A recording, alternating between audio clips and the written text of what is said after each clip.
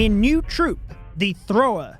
A new defense, the Firespitter, and a new spell to revive your heroes is coming with the Town Hall 17 update. I will show you gameplay, as well as thoroughly explain how each of these work, including a trick to revive your heroes with their abilities. Let's start with the new troop, the Thrower. It is unlocked when you upgrade your barracks to level 18, and this is actually available at Town Hall 16. It will cost 21 million elixir and 15 days in order to upgrade, but once this is completed, you unlock the new troop. You can actually upgrade it straight away at Town Hall 16. Notice the new Lab Assistant tab here. I'll explain that later in the video, but you will need 21 million elixir and 14 days in order to upgrade the troop to level 2. This increases the hit points by 150 and the damage per second by 10. Don't worry, I'm going to thoroughly explain how this works once we get it to max level. At Town Hall 17, you can then upgrade the troop yet again to level 3. This again increases the hit points and damage per second by the same amount. 23 million elixir and 16 days this time to upgrade, but this does not include any of the gold pass perks. This means that at maxed level, the Thrower has 2,100 hit points and deals 200 damage per second. It is 16 housing space and has a movement speed of 16 as well. You could best compare this with the Super Bowler, who does have more hit points and deals slightly more damage per second, but not by much. However, it is 30 housing space. The main difference to the Super Bowler is that it bounces through multiple targets, so deals this damage multiple times over. The Thrower only fires one shot. However, for me, I feel this will be more reliable. That's just to give you an idea of stat comparisons, but in terms of the Thrower troop itself, mechanically, you can think of this as a tankier, longer-ranged wizard. Couple that with the fact that it has a fair amount of hit points, this is a very powerful troop.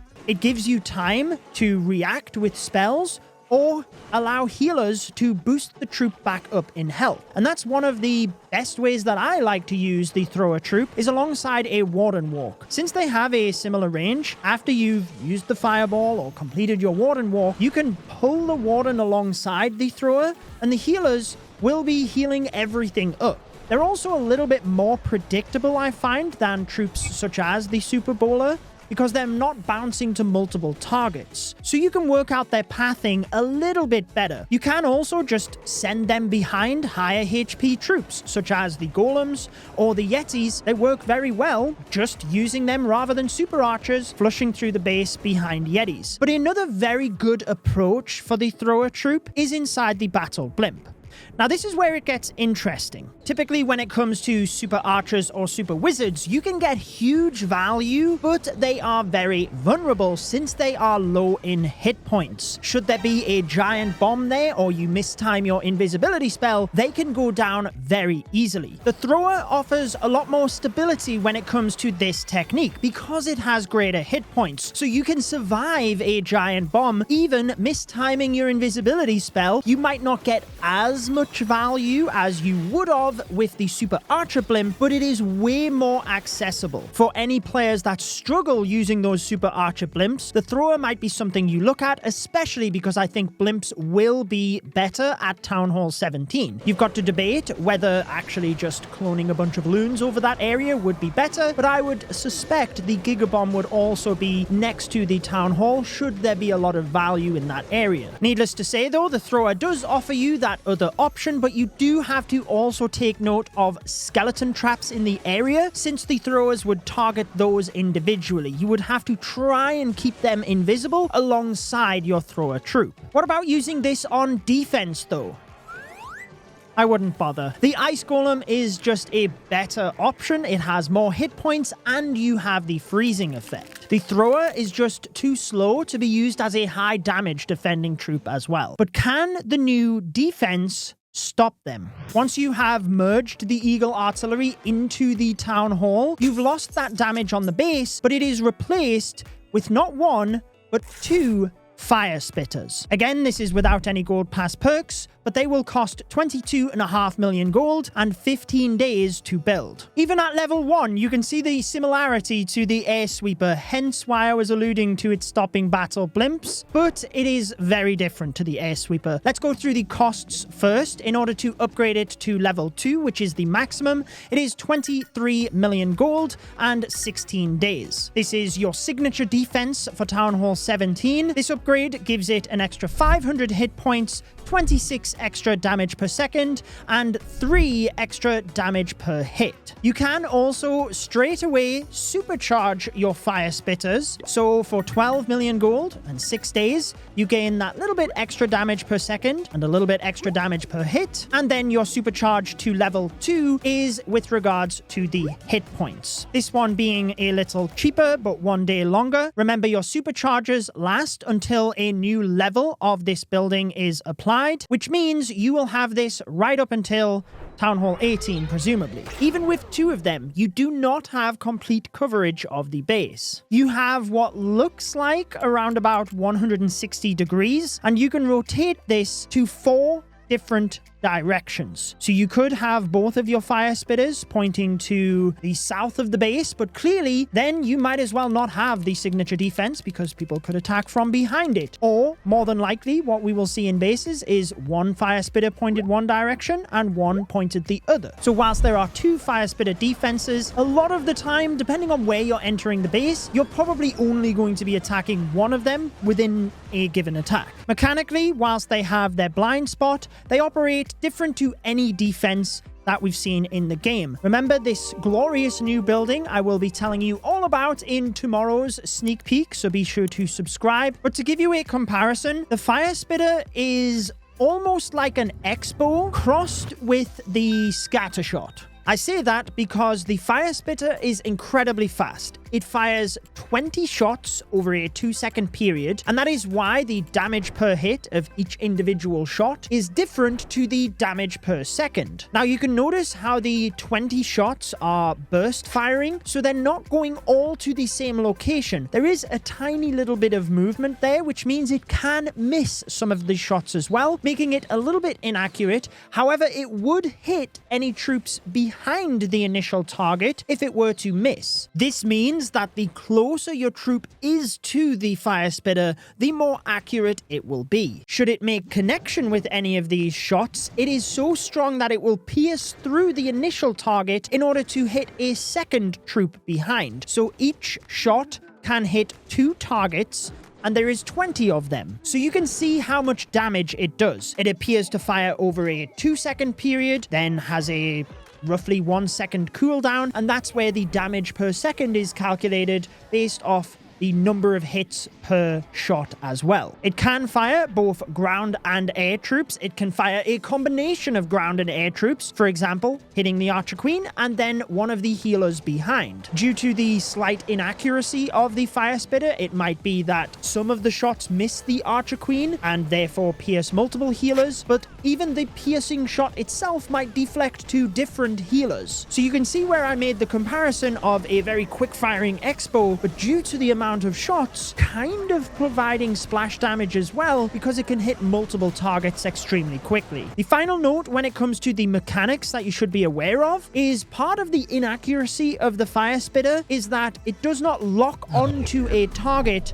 as an archer tower would. The Firespitter chooses its target, but then locks onto that position and fires. So if the target is fast and moving around the Firespitter, then it might be that it's missing a lot of those shots. That is where, whilst it provides high damage, it does have some inaccuracy and the blind spot in order to help balance it as well. Having said that, I do think it is a very powerful defense. I would be aiming to have these towards the core of your base, and should you be opting to use rage spell towers as well, I would definitely try and put the Firespitter in range of those. Let's first tell you about the lab assistant before we go to the spell. The helper hut is a new building which costs 1 million elixir but has 0 build time. This is where both the builder's apprentice and the lab assistant will be housed. So the builder's apprentice is moved out of the town hall. let's go. But once you enter the Helper's Hut, you can see that you can manage your Builder's Apprentice, who remember unlocks at Town Hall 10, but you can also click across to the Lab Assistant. It operates exactly the same as the Builder's Apprentice, just for the laboratory. This actually unlocks at Town Hall 9, and the first level you will get for free. This means you can assign him to any lab upgrade for 1 hour each day. He has a working speed of 1, so he will shave off 1 hour of that upgrade every single day. To upgrade him to level 2 costs 500 gems, but it also requires you to be a Town Hall 10. I will pop a table on your screen, but as you level up the lab assistant, it requires you to be a higher town hall level as well. In terms of cost, the first 3 upgrades are 500 gems. Then for the next 4 upgrades, it is 750 for each of those. And finally, the 4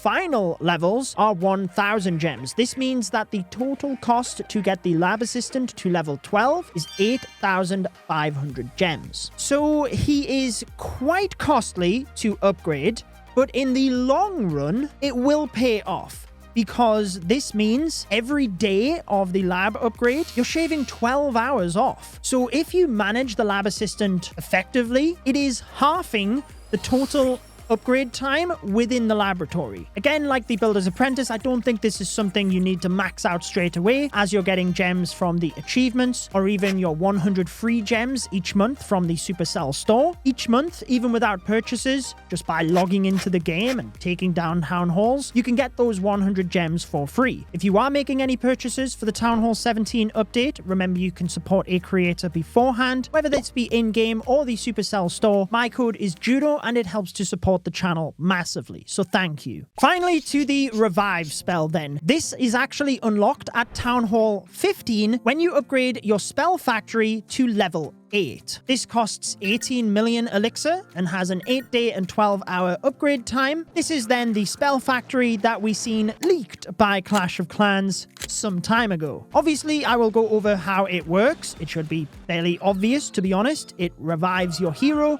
but at Town Hall 15, you can actually upgrade it to level 2, which gives you an extra 5 hero heal. So when you do revive your hero, it doesn't come back at 100% health. At level 1, it is 60% health. Level 2 is 65. At Town Hall 16, you can then upgrade this to level 3, giving you 70% hero health when you revive them. And then finally, at Town Hall 17, for 22 million elixir and 16 days, you can upgrade it to level 4, which gives you 75% hero heal. A couple of clarifications here though. You do not have to instantly revive your hero. So whenever a hero goes down and you have one of these spells in your army composition, you will see the heart with angel wings to indicate that you can revive that hero. That will remain like that for the entire attack until you decide to revive a hero. And as multiple heroes go down, you can then choose which one you want to revive. In the midst of battle, do not worry about having to be super specific, because this spell has an 8-tile range. So as long as you click close to the hero, then it will end up reviving it. Should heroes go down right on top of each other, well then it will choose the closest hero where you tap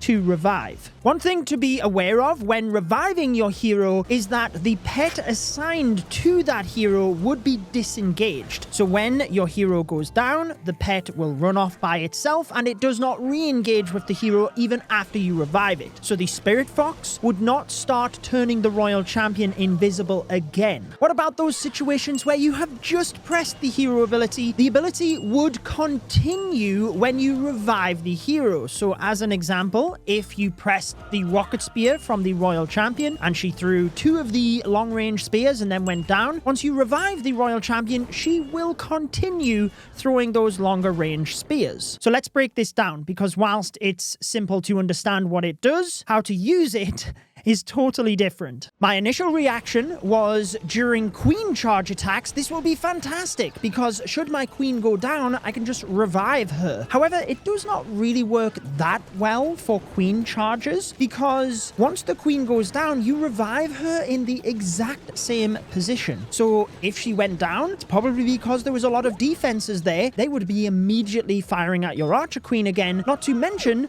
that whilst your archer queen was down and you reacted by then reviving her, the healers would have been locked onto by those targets and potentially have gone down themselves. So it begs the question as to, would you have been better off just using that 2-spell housing space to turn your queen invisible twice over and keep her alive that way, not let her go down in the first place, or just rage the queen up? So a queen charge is not necessarily the best method. Then I turned my focus to a royal champion walk. Whenever you are sending the royal champion in to take out multiple defenses, constantly turning her invisible, maybe you could do it there, revive the royal champion, but then again, you have the same dilemma of, could you have just used skeleton spells, freeze spells, invisibility spells, anything to keep your royal champion alive? So let me talk you through 2 methods. The second one is super cool because you can actually bring your heroes back alive with their abilities. Because that's one thing I never said about this spell, is it just brings back the hero with the health. It does not give you abilities again. I think the best use case I found, realistic use case of the revive spell, because a lot of the time you use your barbarian king to tank out in front of your other heroes. Now, the niche thing about this spell is that you have to plan for your hero to go down in order to actually use it. And that is a difficult thing to do when you're planning your attacks. But if you are planning for your king to protect your queen or a couple of other troops that you're sending in, maybe the log launcher as well, then it doesn't really matter where the king goes down. You know that you can revive him with 75% health, and the king, especially now that he goes up to level 100, has the greatest amount of hit points in the game. So that could be massive when it comes to protecting your archer queen moving through the base. On top of that, what you could actually do is put the phoenix on the barbarian king so that when he goes down or is about to go down, he comes back alive due to the phoenix, so he's still absorbing damage. Then when he goes down, you use the revive spell, so you almost get 3 lives of the king to protect your other units. Still quite niche, so I've got to be honest, I don't think this spell will be the most used, but it is something that will be extremely creative. I will be very excited to see how the pros use it because there is the trick of keeping your hero abilities. This is definitely not a use case to take lightly, but I think it is so funny because you can go into the settings and turn off your automatic hero ability use. This means that you could allow your hero to go down, your ability would not be used, and therefore, when you revive your hero, you then still have your ability, which I just love that it brings such a unique and fun mechanic to the game. Again, I think it's very niche. The best I can come up with is damage equipment. Think about when you have those island bases with such heavy damage in the middle. You could run around the entire base. Even if your king goes down, just revive him and use the spiky ball for the very end on all of those buildings in the center. Likewise, you could do that with the fireball, maybe the rocket spear of the royal champion. It is probably the most interesting thing that's been added to Clash of Clans in some time, due to something that I'm sure wasn't thought of when adding this spell. But it does mean if you choose to do that, you would have to manage your other hero abilities as well, and that is if you are only taking 1 revive spell. Be sure to tune in tomorrow to find out what this new building is all about. But if you missed sneak peek 1, where I broke down all of the new defense and troop levels, I have that video linked on your screen. Enjoy the rest of your day.